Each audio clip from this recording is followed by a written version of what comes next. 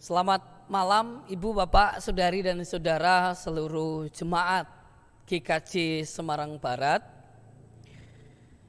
Pada saat ini kita bersama akan melakukan pengujian diri sebelum besok Minggu tanggal 7 Agustus kita akan mengikuti sakramen perjamuan.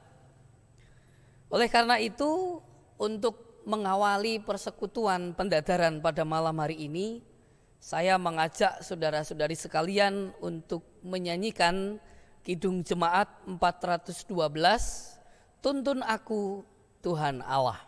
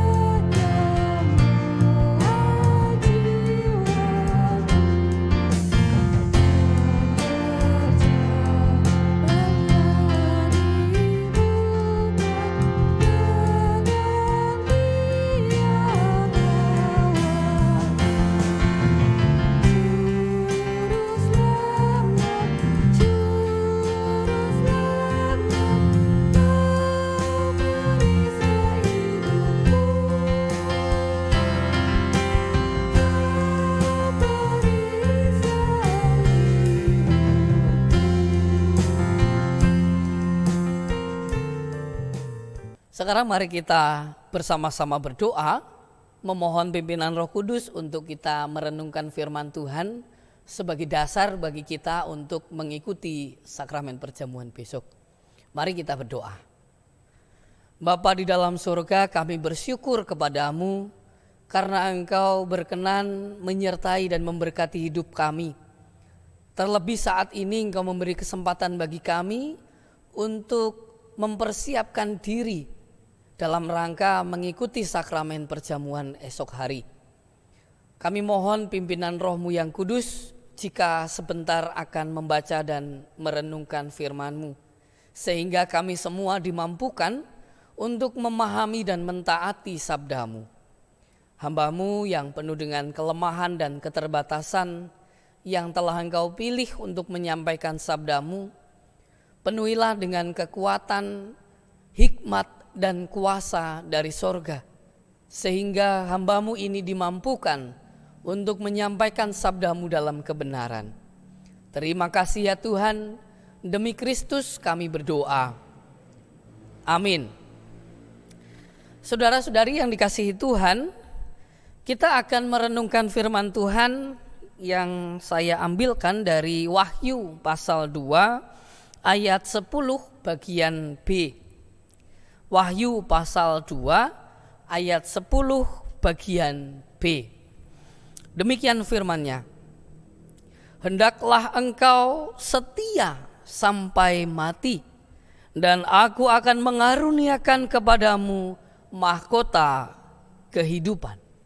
Sekali lagi, hendaklah engkau setia sampai mati, dan aku akan mengaruniakan kepadamu mahkota kehidupan.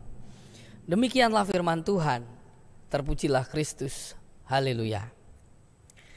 Saudara-saudari yang dikasihi Tuhan, untuk merenungkan firman Tuhan pada kesempatan ini, saya memberikan judul renungan dari palung ke palang. Judul ini terinspirasi dari salah satu materi pembinaan komunitas Bina Iman yang diadakan oleh LPP Sinode. Apa sebenarnya maksud tema dari palung ke palang? Tentu ibu bapak, saudara dan saudara pernah mendengar istilah palungan.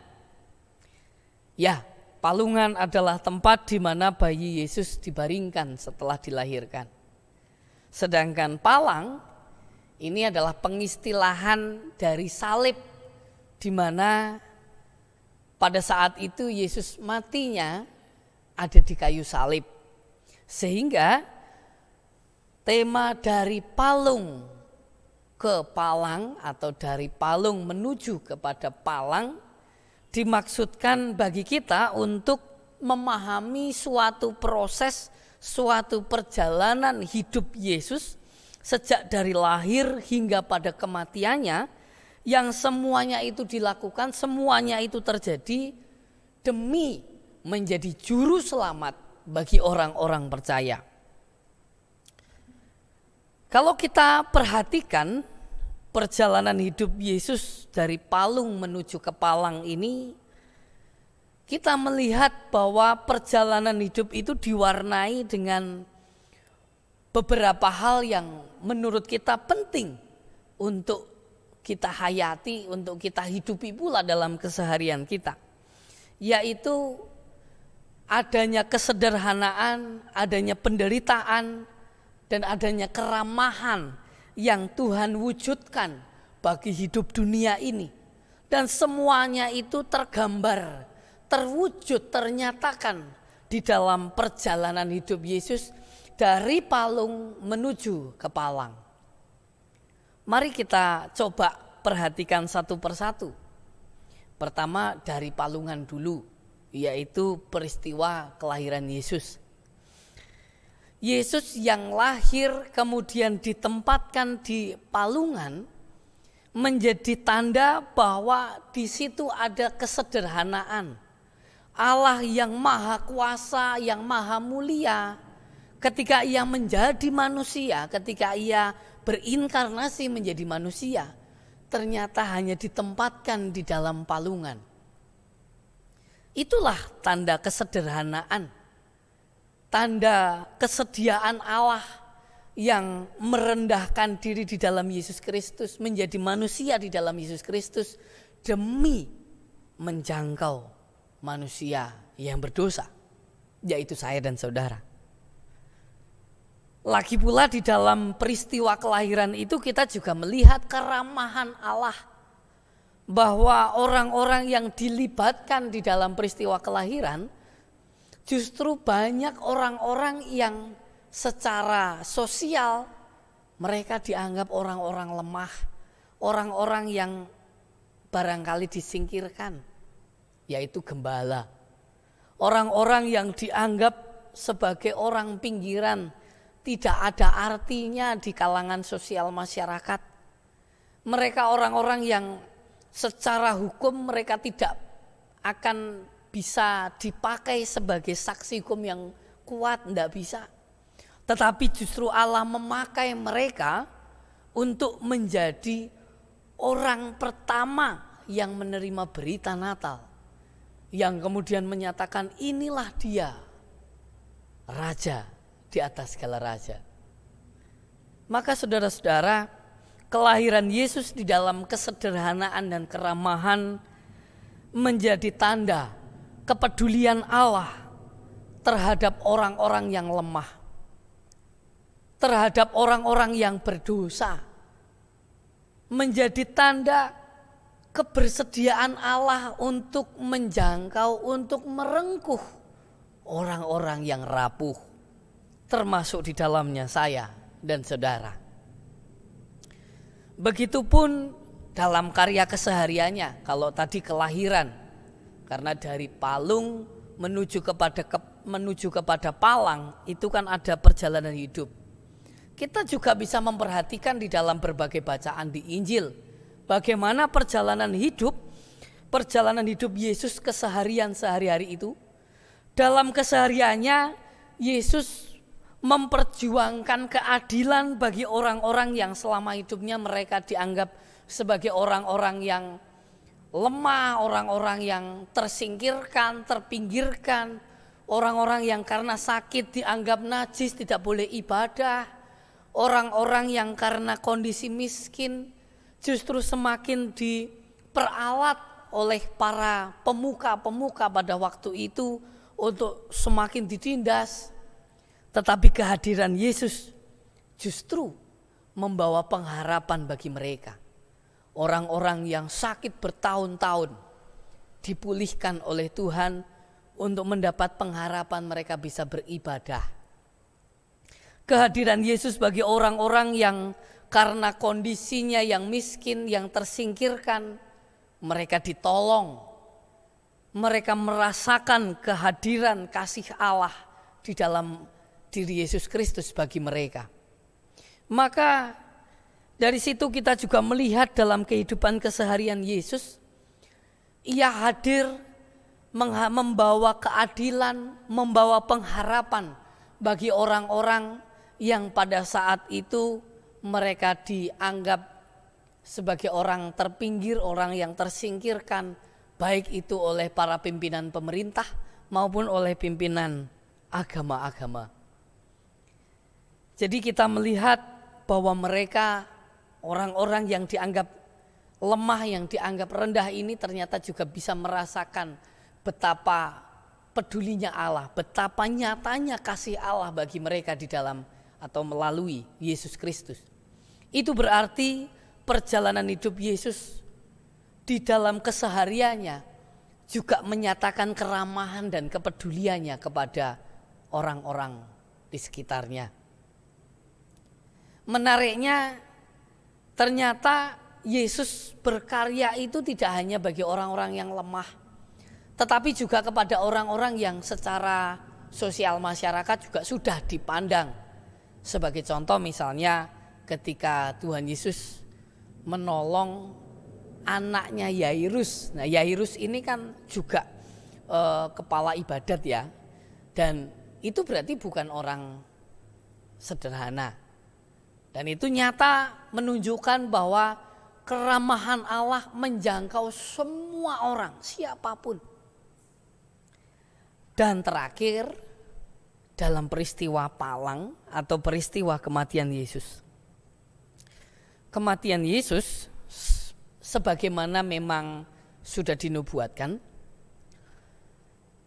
Tetapi kalau kita membaca dari sudut pandang sosial masyarakat, sosial politik masyarakat, sebenarnya Yesus adalah korban dari keberingasan manusia. Korban dari konspirasi politik, kalau pakai bahasa yang angel gitu ya. Karena Yesus diojok-ojokke untuk maju, untuk dikorbankan, disalibkan dia. Dianggap sebagai orang yang menghujat Allah dan sebagainya. Tetapi sekalipun begitu, di dalam kondisinya yang sudah sangat menderita, ternyata tetap saja Bapak Ibu, yang terucap dari mulutnya adalah ungkapan pengampunan. Ajakan bagi para murid untuk tidak membalas pedang dengan pedang, tidak membalas kejahatan orang dengan kejahatan. Dalam kondisi yang sudah menjadi korban keberingasan orang-orang, ia masih bisa menyatakan pengampunan kepada orang-orang. Ia masih senantiasa menyatakan kasihnya kepada orang-orang. Inilah wujud keramahan dan kepedulian Allah terhadap kita sebenarnya. Sehingga bagi kita orang-orang yang berdosa, harapan keselamatan itu menjadi semakin nampak, semakin nyata melalui Yesus Kristus yang mengalami perjalanan hidup dari palung menuju kepada palang. Sebenarnya ibu bapak dan saudara, perjalanan Yesus untuk menjadi juru selamat itu tidak hanya berhenti pada kematian. Karena pada akhirnya Yesus bangkit dan naik ke surga. Itu malah justru menjadi sempurna karya Allah menjadikan Yesus Kristus sebagai juru selamat itu. Menjadi sempurnalah karya Allah untuk menjamin keselamatan bagi dunia ini termasuk saya dan panjenengan. Jadi perjalanan hidup Yesus yang sudah menyatakan dirinya sebagai juru selamat ternyata semakin disempurnakan melalui kebangkitan dan kenaikannya ke surga. Itu semua dilakukan, itu semua terjadi untuk menjamin keselamatan bagi orang yang setia percaya kepadanya sampai akhir. Maka jika demikian Bapak, Ibu, dan Saudara, maka panggilan bagi kita, bagi saya dan panjenengan saat ini ada dua hal. Yang pertama adalah kalau kita sudah meyakini bahwa Tuhan Yesus sebagai juru selamat, perjalanannya dari palung menuju ke palang, yang itu semua dinyatakan, itu semua dilakukan untuk menyatakan diri sebagai juru selamat, disempurnakan dengan kebangkitan dan kenaikannya ke surga, memberi jaminan keselamatan bagi orang yang setia percaya kepadanya. Maka panggilannya adalah, mari setialah percaya kepada Tuhan Yesus sampai akhir. Sebagaimana firman Tuhan yang juga kita baca tadi dalam Wahyu, bahwa hendaklah setiap kita setia sampai mati. Kenapa begitu? Karena kesetiaan kita sampai mati, percaya kepada Tuhan Yesus, itu tidak akan membuahkan hal yang sia-sia. Justru itu yang akan membawa kita berada pada jaminan keselamatan tadi. Bahwa di dalam Dia kita akan dikaruniai mahkota kehidupan. Maka setialah percaya sampai akhir. Itu yang pertama. Yang kedua, bagaimanapun kita ini masih hidup di dunia, itu berarti kita juga melihat, kita juga bisa melihat bahwa Yesus yang dari palung menuju ke palang ini kan juga terjadinya di dunia.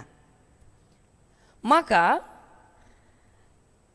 panggilan bagi kita sebagai orang yang percaya adalah meneladan hidup Yesus yang sudah dinyatakan melalui proses atau perjalanan dari palung menuju ke palang yang diwarnai oleh hal-hal tadi, yaitu kesederhanaan, penderitaan, dan keramahan.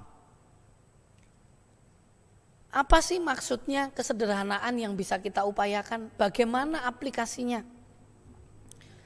Kesederhanaan bisa kita wujudkan dalam kehidupan keseharian kita melalui kemauan kita, keberanian kita untuk merendahkan hati.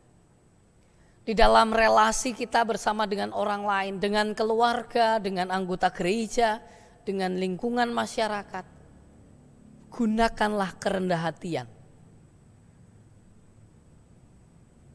Hal-hal yang menjadikan penghormatan bagi kita mestinya bukanlah hal yang harus selalu kita tonjolkan, kita pamerkan kepada umum, kepada orang lain.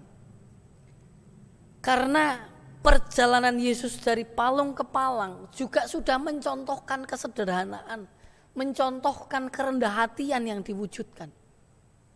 Maka kalau kita mengaku diri sebagai orang percaya, mestinya kita juga meneladan perjalanan hidup, meneladan sikap hidup Yesus yang diwujudkan dalam perjalanan dari palung menuju ke palang, yaitu kesederhanaan, kerendah hatian.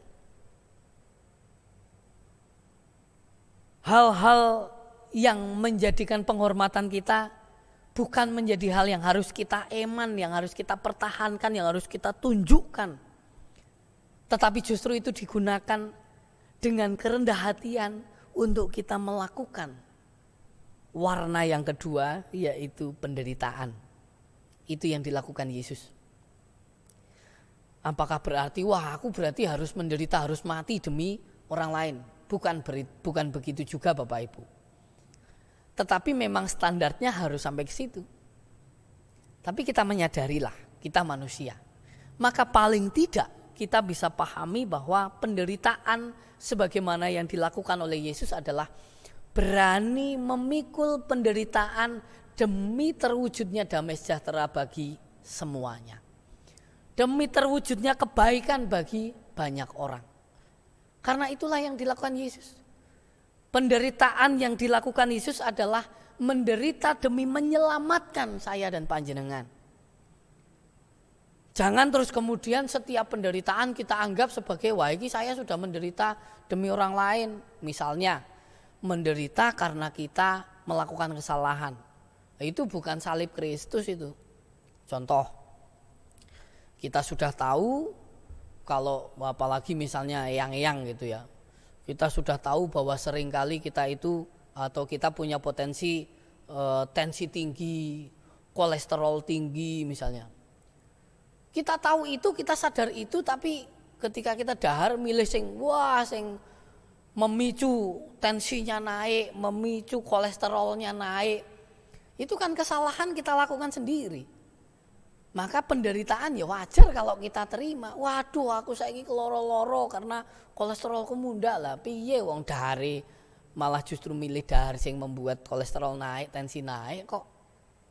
Nah, itu berarti bukan penderitaan yang dimaksud sebagaimana yang dilakukan Yesus. Contoh lain misalnya, mencuri, ada seseorang ya namanya Pak A, mencuri sapi. Terus kemudian ketangkap polisi di penjara. Terus dia bilang, Tuhan sekarang saya mengalami salibmu, menderita oleh karena salibmu. Oh enggak bisa gitu dong. Wong di penjara karena nyolong, karena maling kok. Itu karena diri sendiri kok. Bukan seperti itu maksudnya. Saya berharap ibu bapak dan saudara bisa memahami perbedaannya ya. Bahwa penderitaan yang dimaksudkan adalah kita berani menanggung, berani berkorban demi kepentingan, kebaikan, damai sejahtera bagi banyak orang. Dan juga yang terakhir, yang ketiga tadi, karena kita melihat bahwa perjalanan Yesus dari palung ke palang itu diwarnai dengan kesederhanaan, penderitaan dan juga keramahan. Maka dalam warna keramahan ini kita dipanggil untuk mewujudkan kasih, kepedulian, rengkuhan bagi orang-orang yang ada di sekitar kita, sehingga mereka merasakan betul betapa baiknya, betapa ramahnya, betapa pedulinya Tuhan atas hidup mereka. Ada banyak cara kita mewujudkan keramahan itu. Ada banyak cara untuk kita mewujudkan kasih, kepedulian dan rengkuhan kepada orang-orang di sekitar kita. Berbagi makanan, berbagi apa yang kita punya, berbagi tenaga, memberi diri untuk pelayanan, memberi diri untuk membantu orang lain. Ada banyak sekali. Dan itulah yang mestinya kita teladani atas apa yang dilakukan oleh Yesus Kristus dalam perjalanannya dari palung menuju ke palang. Nah, ibu bapak saudara dan saudara, besok minggu, tepatnya tanggal 7 Agustus 2022, kita bersama akan mengikuti sakramen perjamuan. Kalau kita melihat dalam pokok-pokok ajaran GKJ, sakramen perjamuan adalah salah satu cara yang bisa kita lakukan untuk memelihara iman. Untuk memelihara iman. Itu berarti bahwa setiap kali kita mengikuti sakramen perjamuan, idealnya adalah didampingi atau disertai, dibarengi dengan kesadaran kita terhadap dua panggilan tadi, yaitu aku dipanggil untuk setia percaya kepada Tuhan Yesus sampai akhir. Dan yang kedua, selama hidup di dunia saya dipanggil untuk meneladani apa yang sudah diperjuangkan oleh Yesus dalam perjalanan hidup dari palung menuju ke palang, yaitu kesederhanaan, penderitaan, dan keramahan. Dengan senantiasa membarengi sakramen atau saat kita mengikuti sakramen itu dibarengi dengan kesadaran dan upaya kita melakukan dua panggilan tadi, disitulah maka sakramen perjamuan yang kita ikuti benar-benar akan menolong kita untuk memelihara iman sampai pada akhirnya.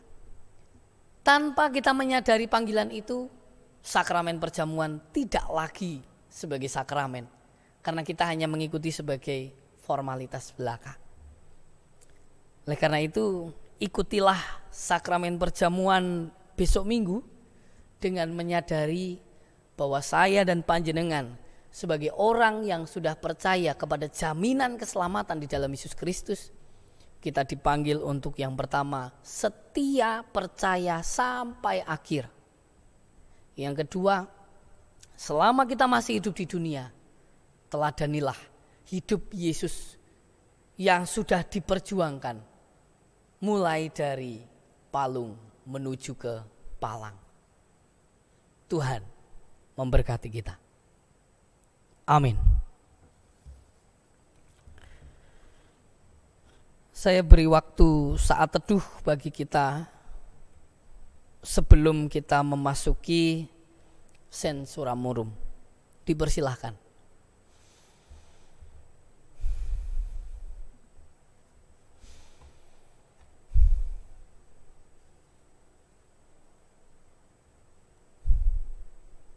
Saat teduh cukup.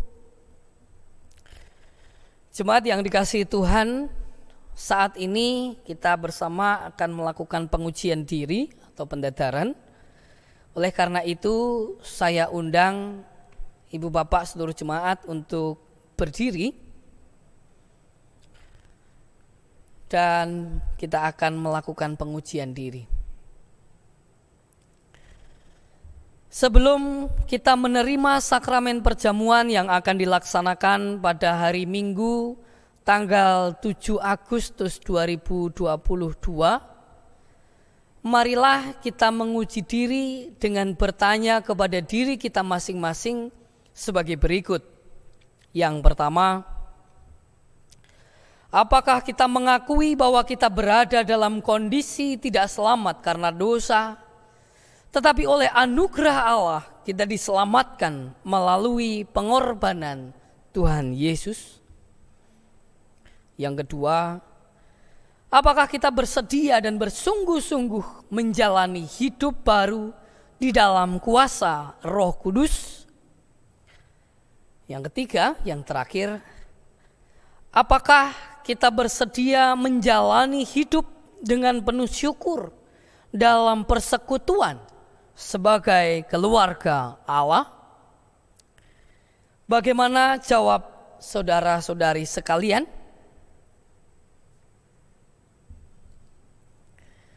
Selaku majelis gereja, saya menegaskan bahwa sakramen perjamuan disediakan bagi orang yang menyerahkan diri kepada Tuhan Yesus dengan menyesali dosanya, serta memohon pertolongan Tuhan supaya dapat melaksanakan semua perintahnya. Jemaat, kami persilahkan untuk duduk kembali, dan saat ini kita bersama akan menaikkan doa syukur, juga doa mempersiapkan diri untuk mengikuti perjamuan.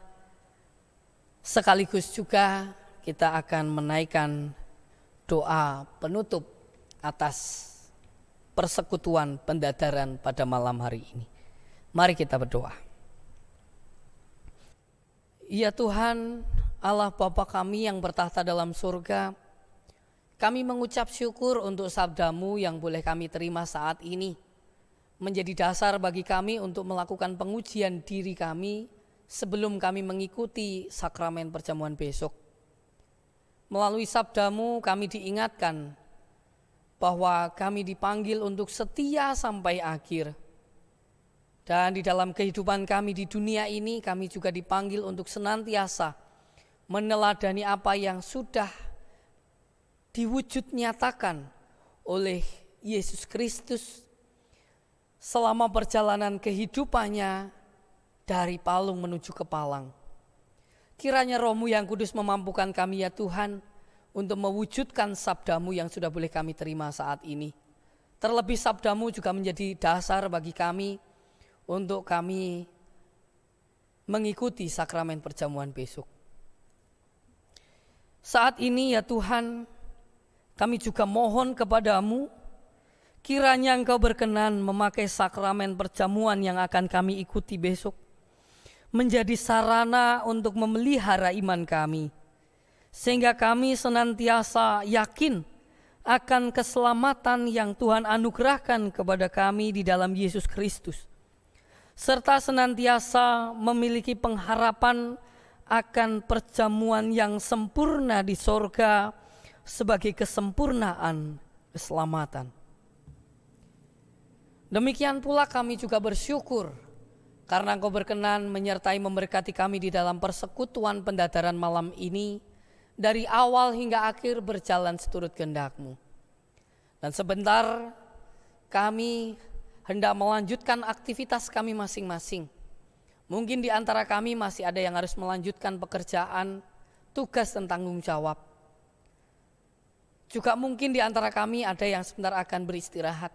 Kiranya Tuhan memberkati menyertai kami, sehingga kami dimampukan untuk menjaga hati dan hidup kami, sehingga kami dilayakkan untuk mengikuti sakramen perjamuan besok.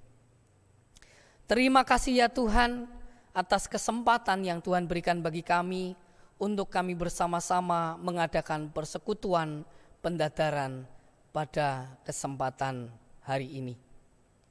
Sekarang saudara-saudara, bukalah hati dan terimalah berkat Tuhan.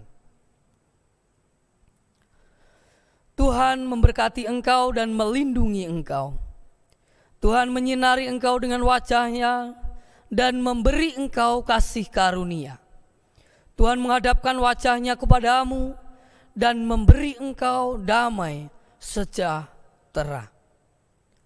Amin. Demikian Ibu Bapak, saudara dan saudara, persekutuan pendadaran malam ini sudah boleh kita ikuti bersama-sama.